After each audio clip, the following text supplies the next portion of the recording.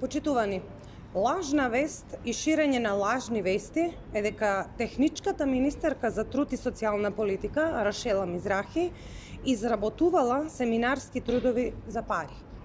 Власта е во паника, на Бихачка се свесни дека на 12 април граѓаните ќе ги поразат нивните погубни политики кои за овие 3 години на државата и нанесоа несразмерна штета. Со очајнички обиди и лажни вести, Костадинов се обидува да ја продолжи политичката кариера на неговиот ментор Зоран Заев, која уназади Република Македонија.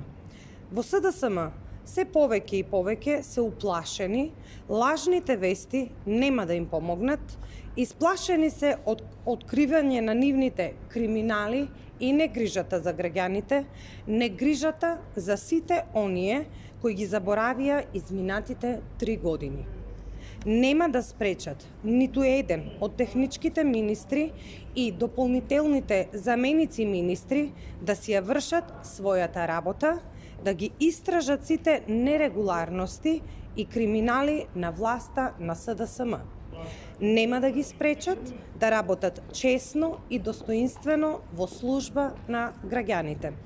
Казната за криминалот и корупцијата, за поразите кои ги нанесоа на државата, пристигнува набрзо. Граѓаните ќе го казнат Зоран Заев и неговата криминално-рекетарска банда. Македонските граѓани ќе ја изберат обновата на Македонија.